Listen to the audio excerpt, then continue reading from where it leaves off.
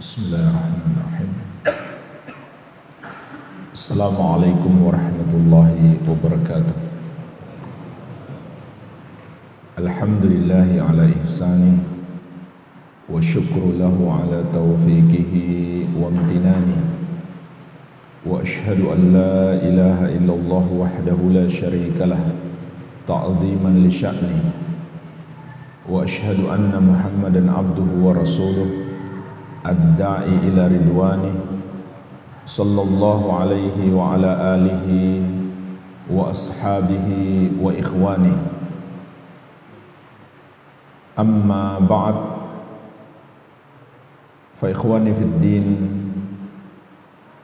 wa akhwati fillah, kaum muslimin wal muslimat rahimani wa rahimakumullah.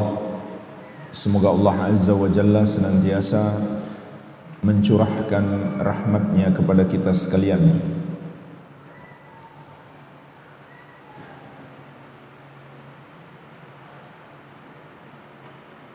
Di kesempatan yang mulia ini insyaallah ta'ala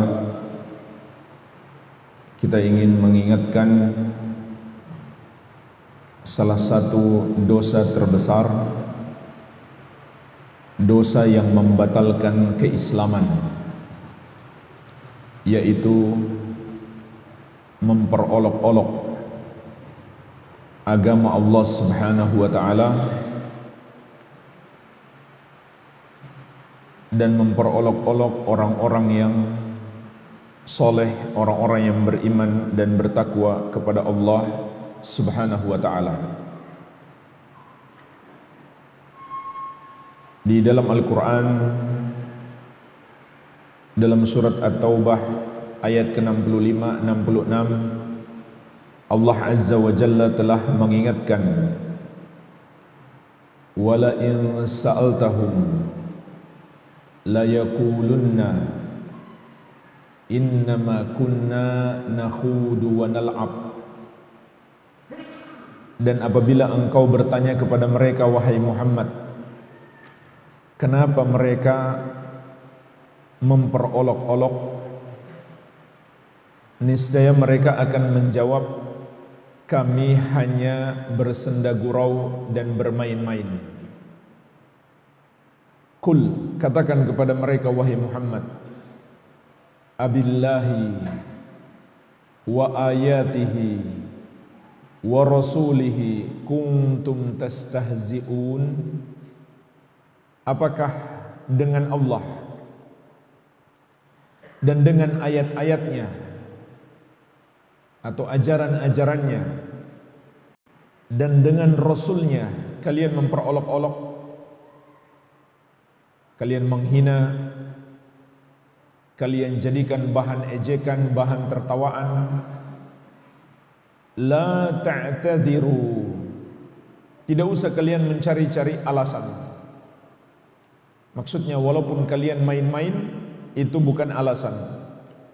Qad kafartum ba'da imanikum, sungguh kalian sudah kafir setelah sebelumnya kalian beriman.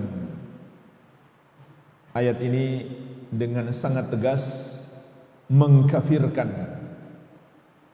orang yang mengolok-olok Allah atau ayat-ayatnya, Al-Quran atau ajaran-ajaran Islam atau Rasulnya.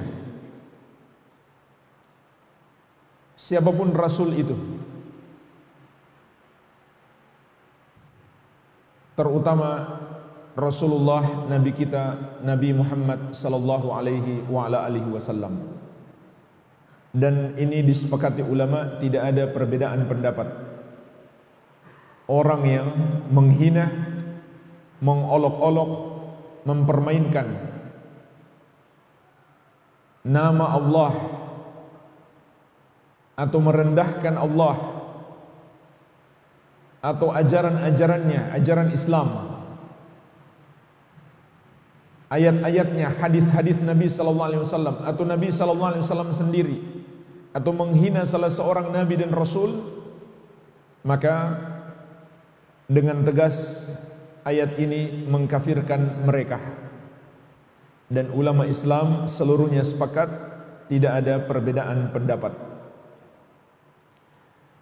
Karena jemaah sekalian, iman itu dibangun di atas dua pondasi. Keimanan kita sebagai muslim dibangun di atas dua pondasi, yaitu pengagungan dan kecintaan. Cinta dan pengagungan, cinta kepada Allah dan agama Allah dan orang-orang yang menjalankan agama Allah itu. Begitu pula pengagungan kepada Allah dan syiar-syiar Allah. Ini dua pondasi keimanan. Kata Syekhul Islam, al-ibadatu tajma'u kamal al-hubbi wa kamal al-dhulli. Penghambaan kepada Allah mengumpulkan dua hal, yaitu sempurnanya kecintaan dan sempurnanya penghinaan diri kita di hadapan Allah. Artinya pengagungan kepada Allah. Itulah sebabnya jemaah sekalian, perbuatan yang menyelisihi dua pokok keimanan ini membatalkan Islam. Apa perbuatan yang menyelisihi dua pokok keimanan ini? Pertama, membenci. Membenci adalah lawan daripada mencintai. Barang siapa membenci Allah atau salah seorang rasulnya atau satu ajaran agama Allah, satu ajaran Islam, maka itu membatalkan Islamnya. Surat Muhammad ayat ke-9, Allah Azza wa Jalla menegaskan, dzalika bi annahum karihu ma anzalallah fa ahbata a'malahum. Yang demikian itu, yaitu mereka menjadi kafir karena mereka membenci ajaran yang Allah turunkan, maka Allah menghapuskan amalan mereka. Jadi jemaah sekalian, kalau ada dalam hati kita ketidaksukaan, keberatan, enggak suka, benci terhadap salah satu ajaran Islam, maka itu membatalkan keislaman. Karena dia bertentangan dengan pokok keimanan, yaitu cinta. Kemudian yang kedua, perbuatan yang membatalkan keislaman, mengolok-olok, menghina, merendahkan Allah Subhanahu wa ta'ala atau ajaran-ajarannya atau salah seorang rasulnya. Inilah yang sedang kita bahas. Kenapa itu membatalkan keislaman? Karena itu menghancurkan pokok keimanan. Pokok keimanan yang kedua adalah pengagungan kepada Allah dan syiar-syiar Allah. Wa may yu'azzim sya'airallah fa innaha min taqwal qulub. Dan barang siapa yang mengagungkan syiar-syiar Allah, maka itu berasal dari ketakwaan hati. Jadi termasuk pokok keimanan adalah pengagungan, pemuliaan kepada Allah, kepada Rasulnya, kepada agamanya. Asy-Syaikh Abdurrahman bin Nasir As-Sa'di rahimahullah dalam tafsir beliau menjelaskan, yaitu menjelaskan makna surat At-Taubah ayat 65-66 yang kita sebutkan di awal tadi. Kata beliau, fa innal istihza billahi wa ayatihi wa rasulihi kufrun mukhrijun anid din. Sesungguhnya memperolok-olok Allah, menghina Allah, merendahkan Allah, ayat-ayatnya atau ajaran-ajarannya dan Rasulnya adalah kekufuran yang mengeluarkan pelakunya dari Islam. Itu penegasan langsung dari Allah. Qad kafartum ba'da imanikum. Sungguh kamu sudah kafir setelah sebelumnya kamu beriman. Li'anna aslad din mabniyun ala ta'zimillah. Karena pokok agama dibangun di atas dasar pengagungan kepada Allah. Pokok agama, pokok keimanan, landasan ibadah dibangun di atas dasar pengagungan kepada Allah. Wa ta'zimi dinihi wa rusulihi. Dan pengagungan kepada agamanya dan rasul-rasulnya. Wal istihza bi syai'in min dzalik munafin li hadzal asal. Sedangkan mengolok-olok salah satu dari itu, apakah mengolok Allah, mengolok-olok agamanya, salah satu ajarannya, atau mengolok-olok rasulnya, itu menafikan pondasi agama Islam ini. Wa munakidun lahu asyaddal munaqadati, dan menghancurkannya sampai ke dasar-dasarnya. Jadi penghinaan kepada agama Allah, mengolok-olok syariat Allah atau Allah itu sendiri atau salah satu dari rasulnya, itu menghancurkan keimanan seorang hamba sampai di dasarnya. Karena dasar keimanan adalah pengagungan kepada Allah, pengagungan kepada agamanya dan rasul-rasulnya. Dan jemaah sekalian, hadis ini memiliki sebab. Ayat ini, surat At-Taubah ayat 65-66 memiliki sebab. Mengapa ayat ini turun? Disebutkan dari Ibnu Umar, Muhammad bin Ka'ab, Zaid bin Aslam, dan Qatadah. Ini dalam banyak riwayat, satu dengan yang lainnya saling melengkapi. Disebutkan dalam buku-buku tafsir, dalam tafsir At-Tabari, Ibnu Katsir, dan yang lainnya. Annahu qala rajulun fi ghazwati Tabuk. Bahwasannya ada seseorang berkata pada perang Tabuk. Maksudnya dalam perjalanan perang Tabuk ada seseorang berkata, dan disaksikan oleh kawan-kawannya, didengarkan oleh teman-temannya. Ma ra'ayna mithla qurra'ina haula'i arghaba butunan wala akdzaba al-sunan wala ajbana indal liqa. Dia mengatakan, tidaklah kita melihat yang seperti para pembaca Al-Quran itu,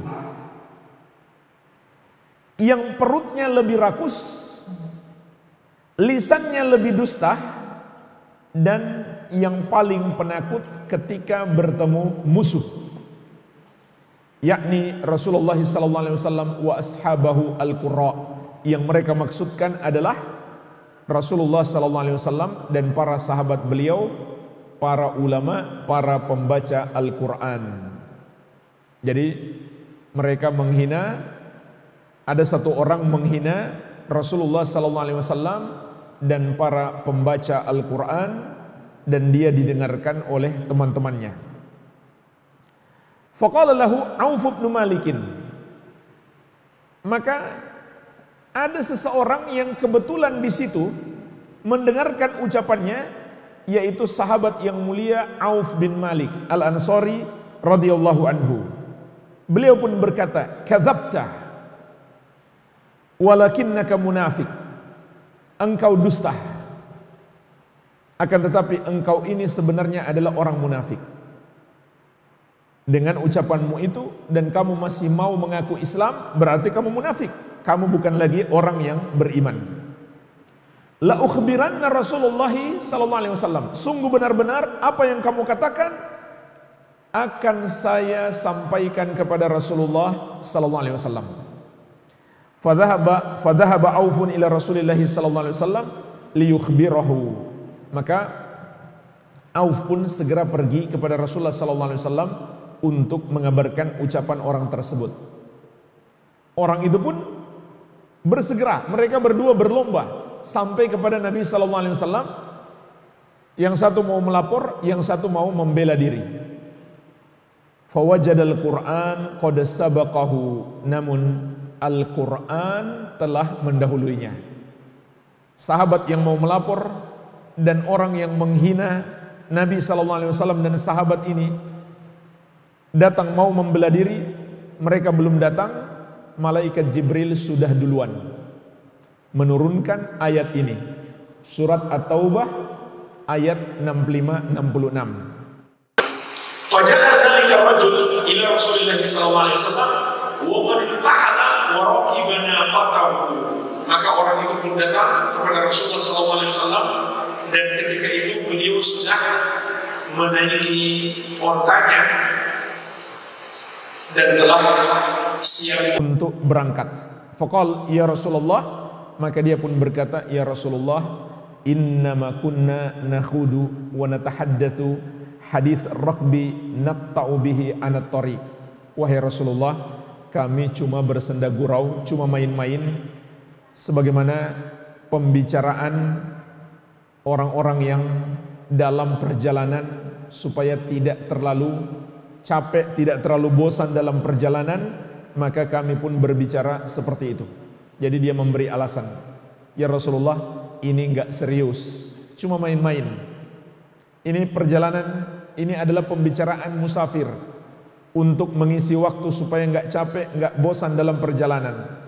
Qala Ibnu Umar radhiyallahu anhu mengatakan, ka'anni anzuru ilaihi muta'alliqan binis'ati naqati Rasulillah sallallahu alaihi wasallam.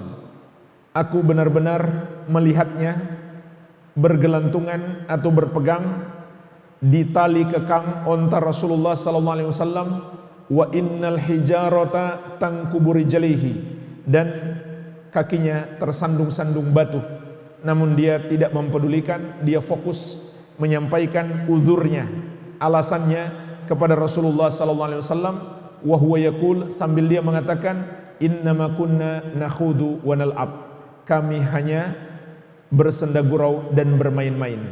Fayaqulu lahu Rasulullah sallallahu alaihi wasallam, maka Rasulullah sallallahu alaihi wasallam pun berkata kepadanya, yaitu beliau hanya membacakan ayat ini, At-Taubah 65-66. Abillahi wa ayatihi wa rasulihi kuntum tastahzi'un, apakah dengan Allah dan dengan ayat-ayatnya atau ajaran-ajarannya dan dengan Rasulnya kalian memperolok-olok, kalian menghina, kalian jadikan bahan tertawaan, bahan lawakan, kalau zaman sekarang bahan stand up komedi.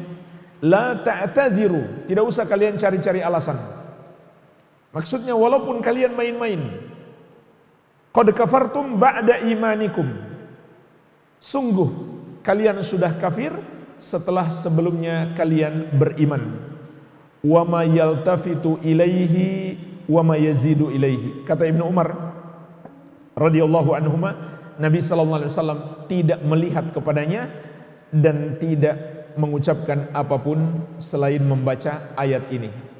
Karena Nabi sallallahu alaihi wasallam marah dengan perbuatan tersebut, sampai Nabi sallallahu alaihi wasallam tidak melihat orang tersebut dan tidak mengatakan apa-apa kecuali membacakan ayat ini.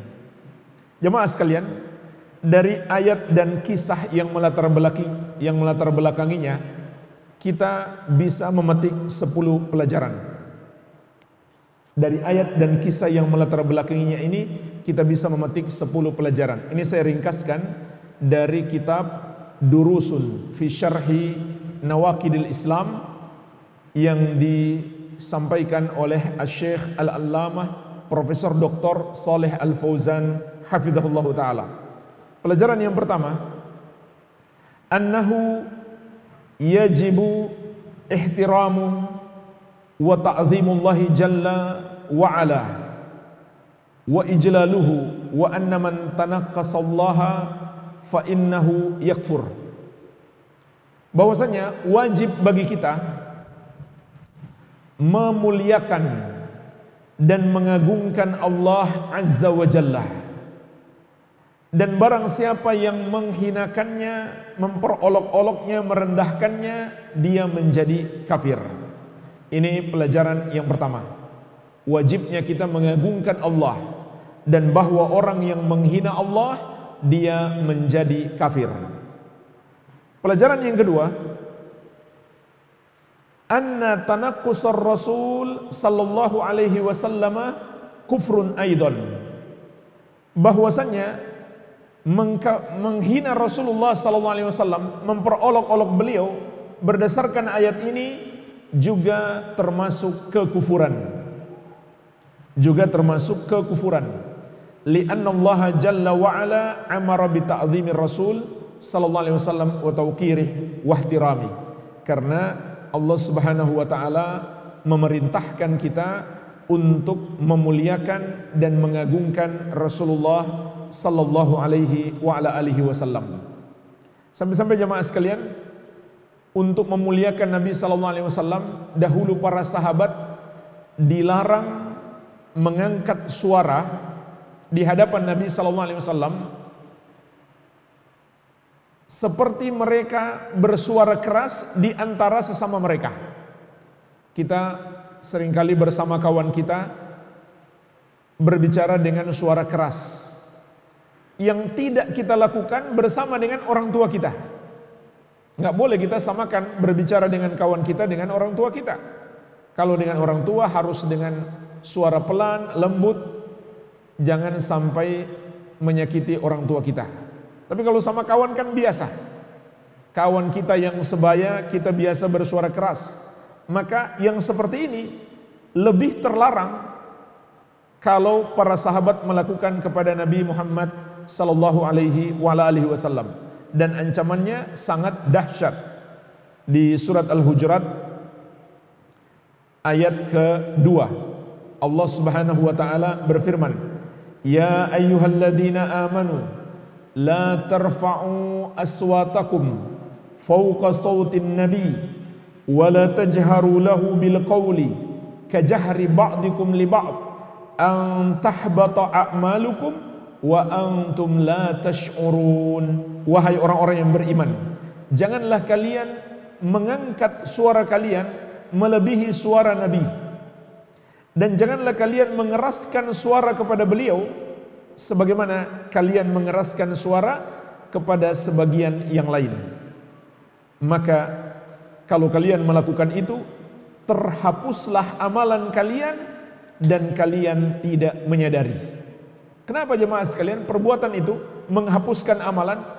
Karena itu menyakiti Rasul, sehingga itu membatalkan keislaman.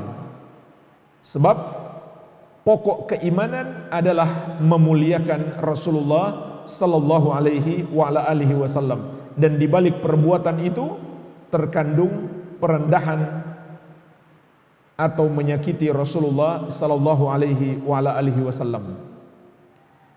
Sekarang Nabi sallallahu alaihi wasallam sudah wafat. Apakah ayat ini masih berlaku? Jawabannya iya, masih berlaku. Kapan itu berlaku? Dalam dua keadaan. Pertama, di dekat kubur Nabi Muhammad SAW.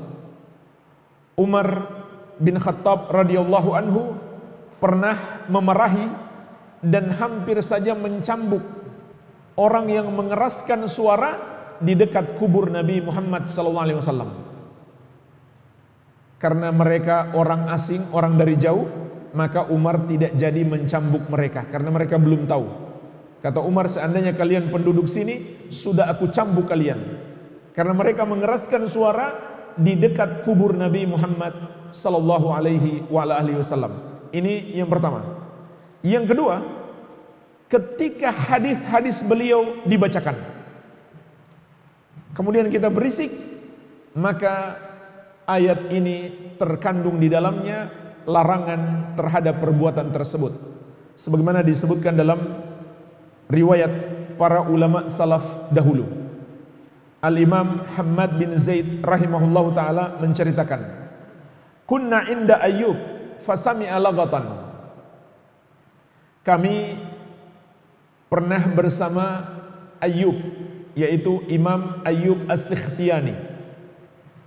Lalu beliau mendengarkan suara gaduh di majelis. Suara gaduh di majelis saat beliau sedang menyampaikan hadis Nabi sallallahu alaihi wasallam. Faqal, maka beliau mengatakan, "Ma hadzal lagat?" Apa-apaan suara berisik ini? Ketika hadis Nabi sallallahu alaihi wasallam sedang disampaikan.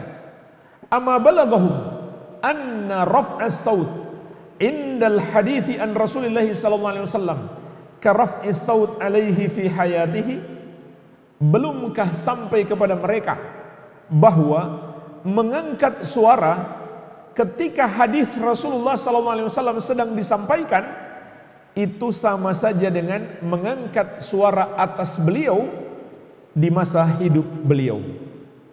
Jadi hati-hati jemaah sekalian, jangan sampai kita datang ke majelis ilmu, amalan kita malah terhapus. Datang ke majelis ilmu, amalan kita malah terhapus. Terutama ingatkan bagi ibu-ibu. Kadang-kadang ibu-ibu di balik hijab berisik. Tapi mungkin di sini enggak ya? Apa enggak ada bedanya? Di tempat lain seperti itu. Mungkin dia kurang menyadari ustadznya sudah datang, ustadznya sudah berbicara. Ini bahaya besar. Hati-hati. Jangan sampai kita datang ke majelis ilmu, bukan dapat pahala, amalan kita malah habis, hilang karena kita mengangkat suara ketika hadis Rasulullah SAW disampaikan. Kalau itu hukumannya bagi orang yang mengangkat suara ketika hadis disampaikan, bagaimana lagi ketika ayat Al-Quran disampaikan? Tentu lebih parah lagi. Jadi jemaah sekalian, kita harus memuliakan Rasulullah SAW dan menjauhi semua perbuatan-perbuatan yang mengandung perendahan terhadap beliau. Pelajaran yang ketiga, kata Syekh, annal wajib nahwal Quran ihtiramuhu wa ta'zimuhu li'annahu kalamullah subhanahu wa ta'ala. Bahwasannya termasuk kewajiban kita terhadap Al-Quran adalah memuliakannya dan mengagungkannya, karena itu adalah ucapan Allah subhanahu wa ta'ala. Ayat ini surat At-Taubah 65-66 terkandung perintah yang wajib kita lakukan, yaitu mengagungkan dan memuliakan Al-Quranul Karim, dan juga memuliakan buku-buku agama. Karena dalam buku agama itu kan ada ayat-ayat, ada hadis Nabi SAW. Oleh karena itu, janganlah kita letakkan buku-buku agama itu di lantai atau di tempat yang rendah. Letakkanlah di tempat yang tinggi di rumah kita, dan lindungi dari debu, lindungi dari kotoran-kotoran. Harus kita muliakan. Kemudian yang keempat, annal wajib ihtiramu dinil Islam wa adamu tanaqusihi. Bahwasannya wajib bagi kita memuliakan agama Islam dan tidak merendahkannya. Merendahkan atau menghina, mengolok-olok salah satu ajaran Islam berdasarkan ayat ini adalah termasuk kekafiran. Pelajaran yang kelima, annahu yajibu ihtiramu sunnatir Rasul sallallahu alaihi wasallam. Bahwasannya juga wajib bagi kita memuliakan sunnah Rasulullah sallallahu alaihi wasallam, wa tauqiruha wa ihtiramuha, mengagungkannya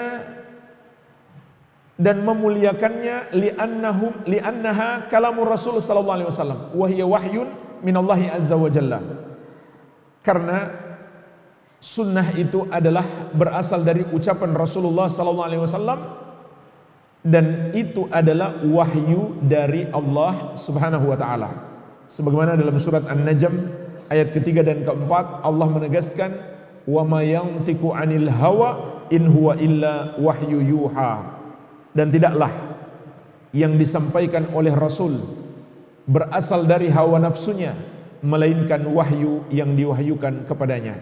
Oleh karena itu, barang siapa menghina salah satu hadis Nabi sallallahu alaihi wasallam, salah satu petunjuk beliau, maka itu termasuk pembatal keislaman. Yang keenam, ihtiramul ulama li'annahum warathatun Nabi sallallahu alaihi wasallam. Kewajiban memuliakan ulama, karena para ulama itu adalah pewaris para nabi, pewaris Nabi Muhammad sallallahu alaihi wasallam. Wallahu rafa'a min sya'nihim wa a'la min makanihim, dan Allah telah meninggikan derajat mereka. Dalam surat Al-Mujadilah ayat ke-11 Allah mengatakan, yarfa'illahu alladhina amanu minkum walladzina utul ilma darajat. Allah mengangkat orang-orang yang beriman di antara kalian, dan Allah angkat lebih tinggi lagi beberapa derajat orang-orang yang berilmu di antara kalian. Rasulullah sallallahu alaihi wasallam bersabda, innal ulama warathatul anbiya, sesungguhnya para ulama adalah pewaris para nabi.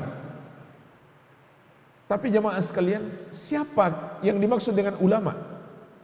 Ulama itu adalah orang yang mendalami Al-Quran dan Sunnah sesuai pemahaman ahli sunnati wal jamaah. Itu kategori ulama. Walaupun dia menghafal Al-Quran, menghafal banyak hadis, tapi dia memahaminya tidak sesuai dengan pemahaman ahli sunnati wal jamaah, itu bukan ulama.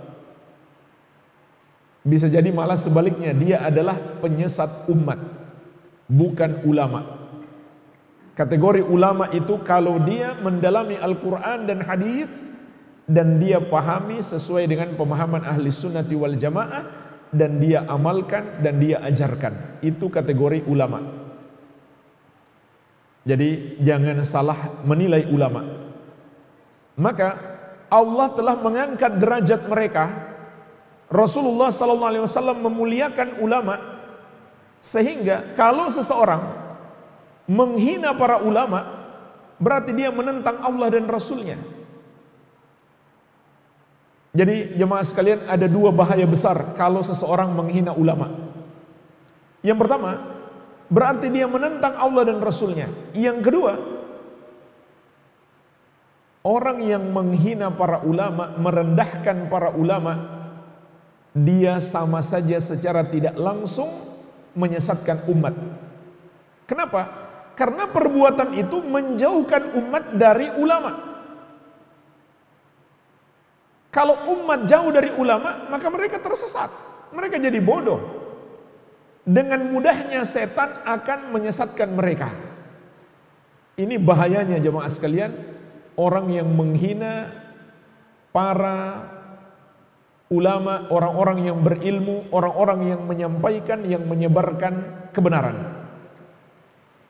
Dia sama saja menghalangi umat ini dari ilmu dan menyebabkan mereka tersesat.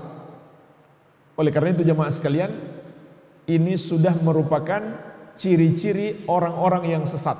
Para ulama salaf dahulu mengatakan, min alamati ahlil bidah al-waqi'atu ala ahlil athar.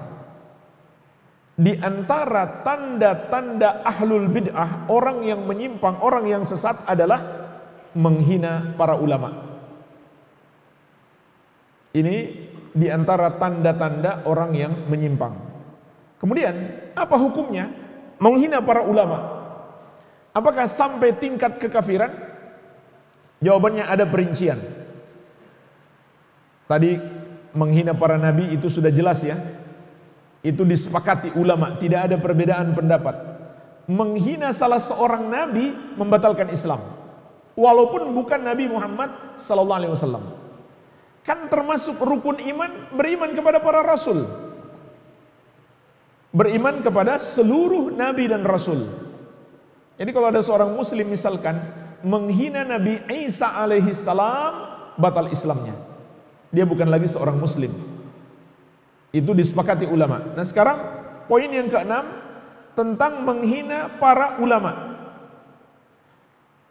Maka ada perincian. Kalau yang dihina adalah para sahabat, seorang menghina dan membenci para sahabat Nabi Muhammad SAW, maka ini termasuk kekafiran. Karena di surat Al-Fath Allah mengatakan tentang para sahabat, liyaghidha bihimul kuffar. Para sahabat itu adalah orang-orang yang membuat orang kafir benci kepada mereka. Berdasarkan ayat ini, para ulama mengkafirkan orang yang membenci dan menghina para sahabat.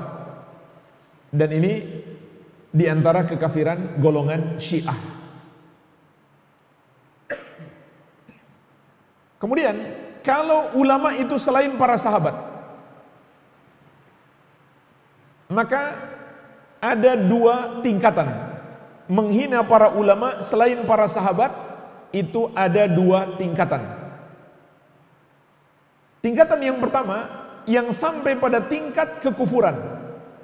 Kalau seseorang menghina ulama karena ilmu yang dia ajarkan, ilmu agama, berarti sama saja dia menghina agama. Sama saja dia menghina agama. Yang kedua, kalau yang dia hina hanyalah pribadi ulama itu, bukan menghina ajaran yang dia sampaikan atau yang dia amalkan, tapi hanya pribadinya. Mungkin dia ada masalah pribadi dan sebab-sebab yang lainnya, maka tidak diragukan lagi ini adalah dosa besar, namun tidak sampai tingkat kekafiran. Ini adalah dosa besar, namun tidak sampai tingkat kekafiran. Dalam hadis qudsi Allah memberi peringatan keras, man adali waliyan faqad adzantuhu bil harb. Barang siapa memusuhi waliku, maka aku umumkan perang terhadapnya. Pelajaran yang ke-7, ihtiramu umumil muslimin afradan wa jama'at. Kewajiban kita memuliakan kaum muslimin secara umum, baik secara pribadi maupun secara kelompok. Karena ayat ini mengandung penghinaan kepada kaum muslimin di masa itu. Sehingga ayat ini juga memberi pelajaran kepada kita, wajib memuliakan kaum muslimin. Jangankan ketika dia hidup, orang muslim itu dia mati pun masih kita muliakan. Kemarin sudah kita bahas, kalau kita datang di kompleks pekuburan kaum muslimin, enggak boleh kita menginjak kuburannya, enggak boleh kita duduk di atasnya. Itu untuk memuliakan seorang muslim yang ada di kuburan itu. Bahkan kita enggak boleh pakai sandal. Masuk di kompleks pekuburan tidak boleh pakai sepatu atau pakai sandal, lepas di luar. Dan kita ucapkan salam untuk memuliakan kaum muslimin, apalagi ketika dia masih hidup. Kenapa seorang muslim itu mulia? Karena keimanannya kepada Allah Subhanahu wa ta'ala. Maka kita muliakan seorang muslim dan kita mencintainya sesuai dengan kadar keimanannya. Lalu bagaimana hukumnya menghina, merendahkan seorang muslim? Maka sama dengan perincian tadi, yaitu dua tingkatan. Bisa sampai pada tingkat kekufuran kalau seseorang menghina, mengolok-olok muslim yang lain karena amal soleh yang dia lakukan, karena sunnah yang dia kerjakan diperolok-olok. Ada orang mengamalkan sunnah, lalu dia perolok-olok karena sunnah itu, maka ini membatalkan keislaman. Karena hakikatnya yang dia perolok-olok bukan orangnya, tapi ajaran Islam. Yang kedua, tingkatan dosa besar tidak sampai tingkat kekafiran kalau yang dia hina hanya pribadi orangnya. Mungkin ada satu keburukan perangainya atau keburukan fisiknya, maka tidak diragukan lagi ini adalah dosa yang sangat besar. Dan di surat Al-Hujurat ayat ke-11 Allah Azza wa Jalla mengingatkan, ya ayyuhalladzina amanu la yaskhar qaumun min qaumin asa ay yakunu khairan minhum. Wahai orang-orang yang beriman, janganlah satu kaum memperolok-olok kaum yang lain, bisa jadi yang diperolok-olok itu sebenarnya lebih baik daripada yang mengolok-olok. Wala nisa'un min nisa'in asa ay yakunna khairan minhun. Jangan pula para wanita memperolok wanita yang lain, bisa jadi yang diperolok-olok lebih baik daripada yang mengolok-olok. Wala talmizu anfusakum. Jangan pula kalian menjelek-jelekan antara satu dengan yang lainnya. Wala tanabazu bil alqab. Jangan pula kalian memberi gelar-gelar buruk, kepada sesama kalian. Bi'salismul fusuku ba'dal iman. Dan seburuk-buruk pemberian nama, pemberian gelar adalah kefasikan setelah keimanan. Wa man lam yatub fa ulaika humudz zalimun. Dan barang siapa yang tidak bertobat, maka mereka itulah orang-orang yang zalim. Jadi Allah melarang kita sesama muslim saling menjelek-jelekkan, saling menghinakan. Dan yang lebih parah lagi, orang yang sengaja mencari-cari aib saudaranya kemudian dia sebar-sebarkan.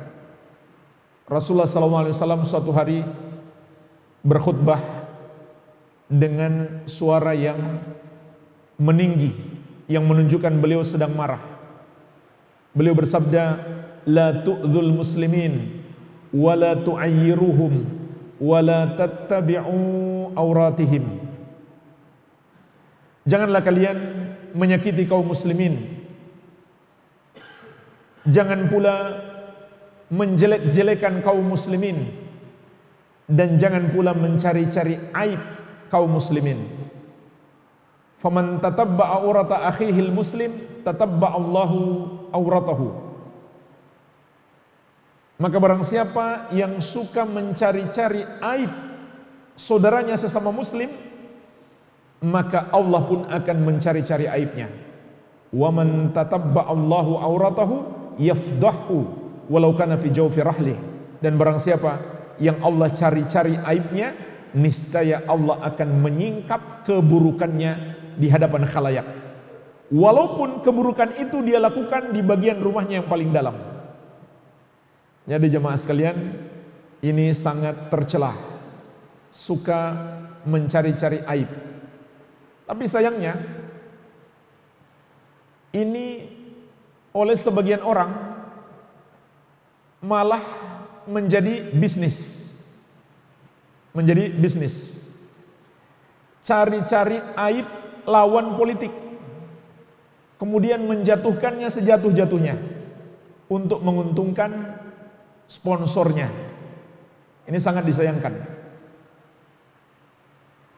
Kemudian mereka singkap aibnya di medsos, dicari-cari rekam jejaknya.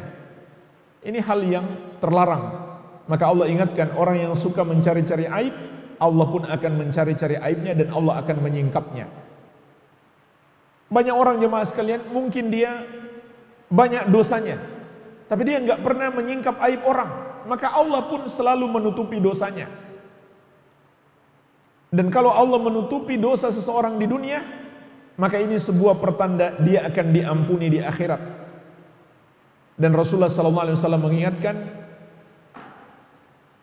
man satara musliman satarahullahu fid dunya wal akhirah. Barang siapa menutupi aib seorang muslim, maka Allah akan menutupi aibnya di dunia dan di akhirat. Ditutupi aibnya di akhirat berarti dia diampuni. Sebaliknya, orang yang suka membuka-buka aib orang, maka Allah pun akan membuka aibnya. Pelajaran yang ke-8, kata Syekh,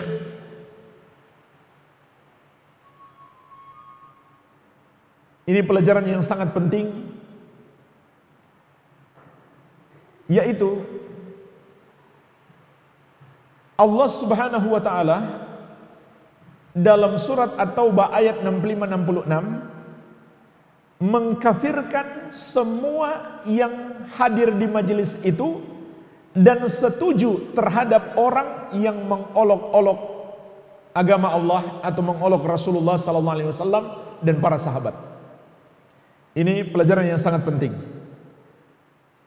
Yang berbuat, yang menghina hanya satu orang, tapi ayat datang mengkafirkan mereka semuanya. Karena ayat datang dalam bentuk jamak. Qul abillahi wa ayatihi wa rasulihi kuntum tastahzi'un. Katakanlah, apakah dengan Allah dan dengan ayat-ayatnya dan Rasulnya kalian memperolok-olok? Disebut kalian, padahal pelakunya cuma satu. La ta'tadhiru, janganlah kalian mencari-cari alasan. Disebut kalian lagi. Qad kafartum, kalian sudah kafir. Ba'da imanikum, setelah sebelumnya kalian beriman. Semua disebut kalian, padahal pelakunya cuma satu. Karena Allah mengkafirkan semua yang hadir di majelis itu dan menyetujuinya. Beda dengan yang gak setuju, yaitu sahabat, siapa namanya tadi? Auf bin Malik radhiyallahu anhu. Beliau tidak dikafirkan karena beliau mengingkari, beliau tidak menyetujui. Maka hati-hati jamaah sekalian. Ini berlaku umum terhadap semua orang yang melakukan kekafiran. Kalau kita menghadirinya atau duduk bersamanya, maka itu akan menyebabkan kita menjadi kafir. Sebagaimana juga Allah ingatkan di surat An-Nisa ayat 140. Wa qad nazzala 'alaikum fil kitabi an idza sami'tum ayatillahi yukfaru biha wa yustahza'u biha fala taq'udu ma'ahum hatta yakhudu fi haditsin ghairi innakum idzam mithluhum. Sungguh telah diturunkan kepada kalian di dalam Al-Qur'an, apabila kalian mendengarkan ayat-ayat Allah diingkari dan diperolok-olok, maka janganlah kalian duduk-duduk bersama orang-orang yang melakukannya sampai mereka memasuki pembicaraan yang lain. Kalau kalian bersama mereka, kalian kalau begitu sama dengan mereka. Para ulama merinci makna ayat ini. Kalau seseorang menghadiri atau membersamai orang-orang yang melakukan kekafiran dan hatinya setuju, maka dia kafir. Tapi kalau hatinya tidak setuju dan dia diam saja, maka minimalnya dia berdosa besar. Minimalnya dia berdosa besar. Dan jemaah sekalian, ini kaidah umum, berlaku untuk semua orang yang berbuat dosa. Kita nggak boleh mendekatinya kecuali untuk satu maksud, yaitu mau memberi nasihat kepadanya. Makanya Nabi SAW juga mengatakan, man kana yu'minu billahi wal yawmil akhir fala yajlis ala ma'idatin yudaru 'alaihal khamru. Siapa yang beriman kepada Allah dan hari akhir, janganlah dia duduk di sebuah majelis, di depan sebuah meja yang diedarkan khamar padanya. Walaupun dia nggak minum, dia nggak boleh duduk di situ, kecuali dengan satu maksud, dia mau menasihati mereka yang minum khamar, setelah itu dia pergi. Jadi ini bahaya besar. Meridhoi kekufuran adalah kekufuran. Ini kaidah penting. Ini juga kaidah penting, salah satu pembatal keislaman. Meridhoi kekafiran adalah kekafiran. Makanya kata Imam Nawawi rahimahullah, orang yang berniat murtad sudah murtad. Dia belum murtad, baru niat dia sudah murtad. Kenapa jemaah sekalian? Ada yang bisa jawab? Ini banyak hadiah nih. Dari penjelasan kita tadi, kata Imam Nawawi, orang yang berniat murtad dia sudah murtad. Kenapa? Kan baru berniat, belum melakukan. Tafadhalah. Karena dia ridho terhadap kekafiran itu. Ahsan, tabarakallahu fiik, masya Allah. Tafadhal akhi. Jawabannya sangat tepat. Boleh, yang paling besar nggak apa-apa. Masya Allah. Jadi kenapa orang yang berniat murtad dia sudah murtad? Karena ketika dia berniat murtad, berarti dia ridho dengan kemurtadan, dia setuju dengan kemurtadan. maka dia saat itu sudah menjadi murtad. Ini kaidah penting berdasarkan pembahasan kita surat At-Taubah 65-66, begitu pula surat An-Nisa ayat 140, bahwa meridhoi kekafiran adalah kekafiran, menyetujui kekafiran adalah kekafiran. Jadi hati-hati, belum melakukannya baru menyetujuinya sudah termasuk kekafiran. Yang keberapa sekarang? Yang ke 9. Baik. Kata Syekh, pelajaran yang sangat penting juga, surat At-Taubah ayat 65-66 juga menunjukkan orang yang menghina atau memperolok-olok agama Allah itu menjadi kafir, sama saja dia hanya main-main apalagi serius, nggak ada bedanya. Karena ayat ini menunjukkan mereka hanya main-main. Mereka mengatakan innama kunna nakhudu wa nal'ab, kami hanya bersenda gurau dan bermain-main. Kalau itu saja kufur, apalagi serius. Dia memang sengaja bermaksud menghina. Dia nggak bermaksud menghina saja, hanya main-main, hanya ingin bercanda, itu sudah menyebabkan dia kafir. Karena kalau dia menghina, mempermainkan, berarti dia tidak memuliakan. Berarti dia tidak memuliakan. Apalagi kalau dia sengaja merendahkan, bermaksud menghinakan, tentu lebih parah. Bahkan jemaah sekalian, sebagaimana telah kita jelaskan juga tadi malam, tidak ada satu uzur dalam melakukan kekafiran bagi orang yang sudah tahu bahwa itu adalah terlarang. Minimal dia tahu itu terlarang. Tidak ada uzur baginya untuk melakukan kekafiran kecuali satu saja, yaitu dipaksa.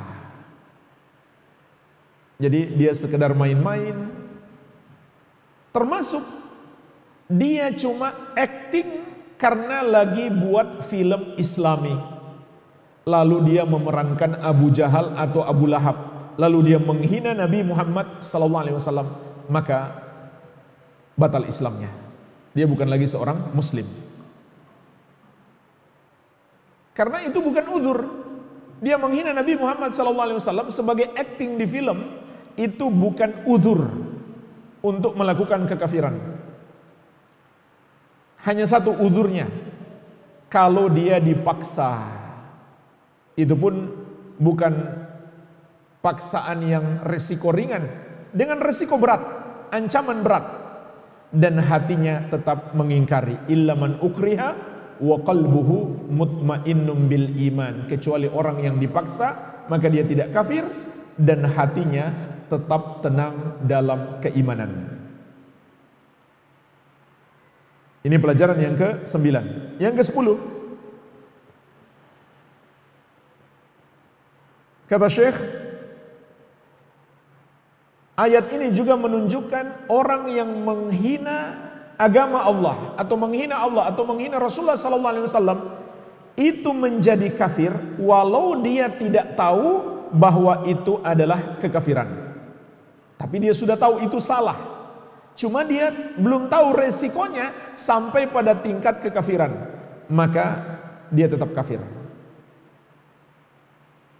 Setelah sebelumnya dia beriman. Qad kafartum ba'da imanikum, sungguh kata Allah, kalian sudah kafir setelah sebelumnya kalian beriman. Inilah jemaah sekalian 10 pelajaran yang bisa kita petik dari surat At-Taubah ayat 65-66 dan hadis tentang kisah yang menjadi sebab turunnya ayat tersebut. Walhamdulillah, semoga bermanfaat. Mungkin ada sedikit tanya jawab, saya persilakan.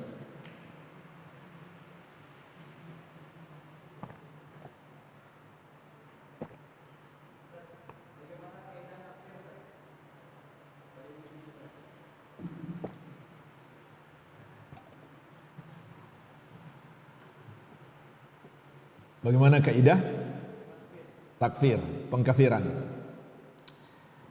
Pengkafiran itu ada dua. Mengkafirkan orang yang bukan muslim dan mengkafirkan orang muslim yang terjerumus dalam kekafiran. Ini ada perbedaan. Kalau dia bukan muslim, sudah jelas kafir, maka wajib kita yakini dia sebagai orang kafir. Tidak wajib juga kita ketemu dia lalu kita panggil wahai kafir. Enggak seperti itu. Cuma kita yakini dia adalah orang kafir. Dan tidak mengkafirkan orang kafir itu sama saja meridhoi kekafirannya. Itu termasuk pembatal keislaman. Dan juga membatalkan Islam karena berarti mendustakan ayat-ayat yang mengkafirkan mereka. Yang kedua, mengkafirkan seorang muslim yang melakukan pembatal keislaman. Kalau mengkafirkan orang muslim yang tidak melakukan dosa pembatal keislaman, itu sudah jelas perbuatan khawarij. Yang kita bicarakan sekarang bukan itu. Mengkafirkan orang muslim yang terjerumus dalam dosa kekafiran. Maka jemaah sekalian, ini dibahas para ulama bahwa tidak otomatis mengkafirkan orang muslim yang terjerumus dalam kekafiran. Makanya bedakan antara mengkafirkan secara mutlak, secara umum, dan mengkafirkan individu. Mengkafirkan secara umum, misalkan saya mengatakan barang siapa yang menyembelih untuk selain Allah, maka dia musyrik. Tapi saya nggak sebut nama orang tertentu. Itu tidak bermakna semua umat Islam yang terjerumus dalam dosa itu langsung menjadi kafir, tidak. Beda kalau saya menyebut nama si fulan, dia sudah kafir karena dia menyembelih untuk selain Allah. Ini dua hal yang berbeda. Yang pertama itu lebih mudah, asal ada dalilnya. Yang kedua itu lebih rumit karena harus terpenuhi syarat-syarat dalam pengkafiran. Masih ada syarat-syarat dalam pengkafiran yang harus terpenuhi. Di antaranya adalah iqamatul hujjah, menegakkan hujjah untuk menghilangkan al-udhru bil jahal. Untuk menghilangkan al-udhru bil jahal, yaitu alasan dia melakukan kekafiran ini harus dihilangkan, yaitu karena ketidaktahuan, kebodohan. Namun yang kita bahas tadi, mereka bukan bodoh, mereka tahu itu salah, cuma mereka belum tahu itu adalah kekafiran. Jadi jangan salah paham. Adapun uzur terhadap kejahilan, dia nggak tahu sama sekali bahwa itu salah, itu berlaku. Itu berlaku. Dan ini disepakati ulama, tidak ada perbedaan pendapat. Ini saya dengarkan pertama dari Syekh Al-Allama Profesor Dr. Muhammad Bazmul, guru besar di Universitas Ummul Qura. Yang kedua dari Syekh Profesor Dr. Sulaiman Ar-Ruhaili, guru besar di Universitas Islam Madinah, bahwa uzur terhadap seorang muslim yang melakukan kekafiran karena ketidaktahuan itu disepakati ulama, diberi uzur dia. Artinya dia tidak otomatis dikafirkan, masih kita beri uzur kepadanya. Ya, di antaranya Allah Subhanahu wa taala berfirman, "Wa ma kunna mu'adzibina hatta nab'atsa rasulah." Kami tidaklah mengazab sampai kami mengutus rasul. Nabi sallallahu alaihi wasallam menceritakan ada seseorang di kalangan umat terdahulu, sebelum dia mati dia berpesan kepada anaknya, kalau saya mati, bakar jasad saya, kemudian tumbuk jadi debu, lalu terbangkan di angin, tebarkan di angin. Lalu dia mengatakan, kalau Allah mampu untuk menghidupkan saya kembali, maka aku akan mendapatkan azab yang tidak pernah diberikan kepada seorang pun. Perhatikan ucapannya jemaah sekalian. Kalau Allah mampu menghidupkan saya kembali, ini ucapan menunjukkan apa? Ragu terhadap kemampuan Allah dan ragu bertentangan dengan keimanan. Itu kekufuran. Jadi kufur itu bukan sekedar orang yang menentang atau mendustakan. Sekedar ragu itu kufur. Kan keimanan itu yakin. Keimanan itu adalah keyakinan. Kalau kita meragukan Allah Maha Mampu, atau meragukan ayat-ayatnya, maka itu adalah kekufuran. Jadi dia meragukan Allah. Masa sudah jadi debu Allah mampu untuk menciptakan kembali? Itu dia ragukan. Itu kekufuran. Itu dia lakukan di akhir ayat, di akhir hayatnya. Maka setelah dia mati, ketika dia dibangkitkan, Allah perintahkan kepada bumi untuk mengumpulkan serpihan-serpihan jasadnya yang sudah menjadi debu dengan sangat mudahnya. Maka jasadnya pun menyatu kembali dan dia menghadap Allah. Maka Allah bertanya, kenapa kamu melakukan itu? Apa jawabannya? Karena takut kepadamu. Maka kata Nabi SAW, Allah pun mengampuninya. Padahal kekufuran yang dia lakukan. Kenapa Allah ampuni? Karena dia lakukan itu atas dasar ketidaktahuan, kebodohan. Bukan sebuah kesengajaan, bukan sebuah penentangan kepada Allah. Maka Allah memberikan uzur kepadanya. Jadi jemaah sekalian, ini mesti dipahami, tidak setiap orang muslim yang terjerumus dalam dosa kekafiran langsung kita kafirkan. Oleh karena itu, urusan pengkafiran terhadap pribadi serahkan kepada orang berilmu. Tugas kita sampaikan kepada dia, nasihati dia. Bukan tugas kita mengkafirkan dia. Itu urusan dia sudah kafir atau belum, kita serahkan kepada orang yang berilmu, yang lebih memahami penerapan atau penetapan vonis hukum kepadanya. Apakah dia masih pantas dianggap sebagai seorang muslim atau sudah kafir? Maka itu kembalikan kepada orang-orang yang berilmu. Ini diantara kaidah penting dalam pengkafiran, kita harus berhati-hati.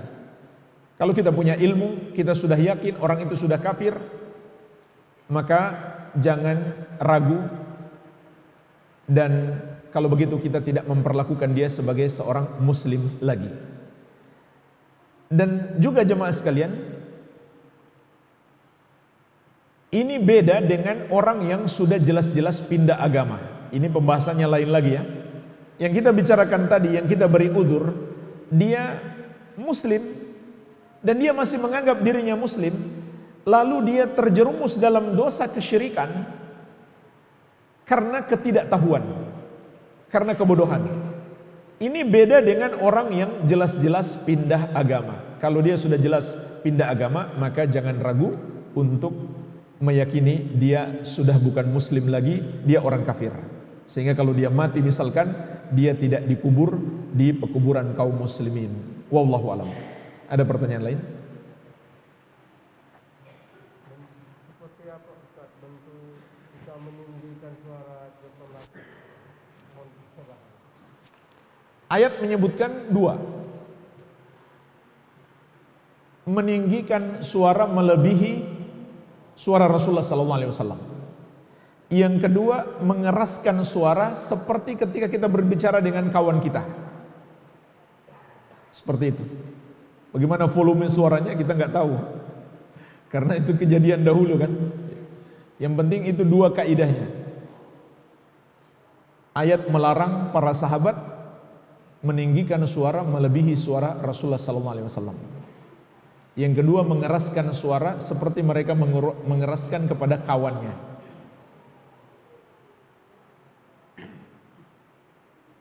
Ya intinya, ketika kita hadir di majelis ilmu untuk penerapan ayat ini, maka kita diam, jangan berisik. Kita berbicara saja walaupun pelan di majelis ilmu tanpa memperhatikan, itu sudah tercela.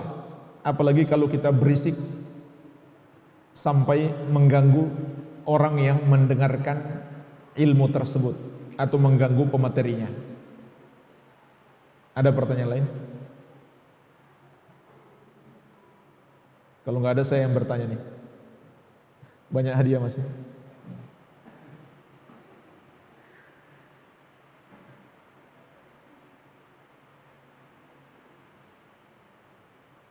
Pertanyaannya, orang yang hadir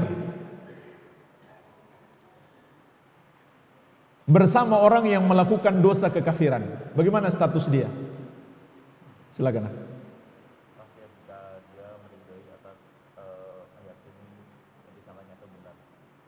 Kalau dia nggak ridho, nggak kafir.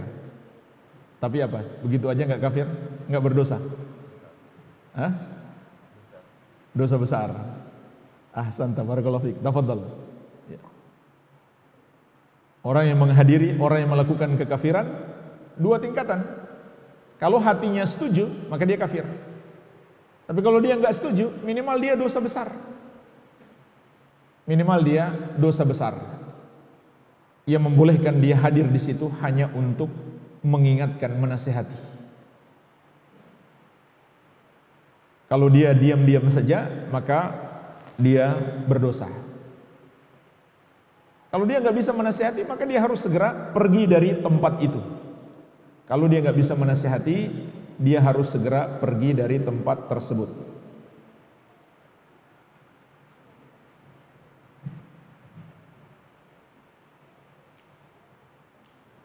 Kemarin kita bahas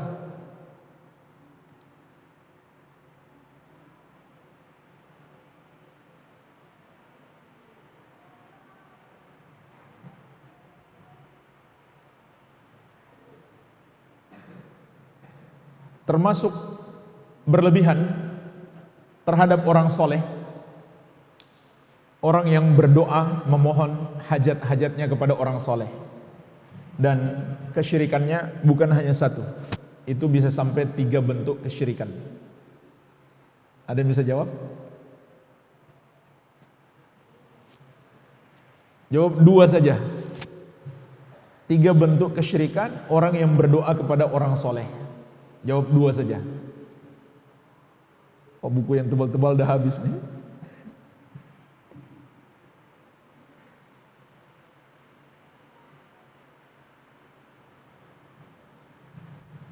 Tafadhal. Doa adalah ibadah, syirik dalam sifat Allah, meyakini bahwa dia yang mengabulkan doa.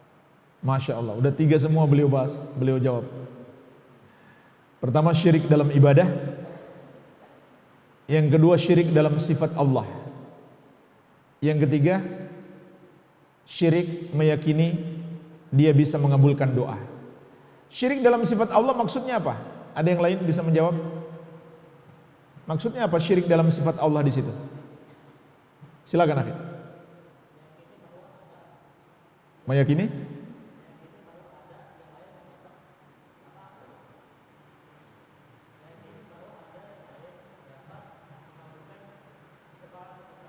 Iya. Satu lagi tuh. Itu satu. Itu juga termasuk sifat Allah. Meyakini kalau ada selain Allah yang dapat mengabulkan doa, itu juga syirik dalam sifat Allah. Tapi ada satu lagi. Ada yang lain mau jawab?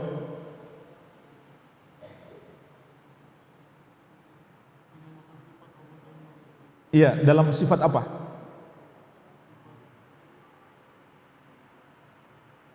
Sifat Allah kan banyak. Di mana sifat apa yang dia samakan dengan Allah? Maha mengabulkan tadi udah dijawab beliau. Maha mendengar, Masya Allah. 4 yang jawab, benar semuanya. Tafadhal. Silakan akhi, semuanya 4 orang. Tafadhal akhi. Hadiahnya. Ayo antum berdua juga.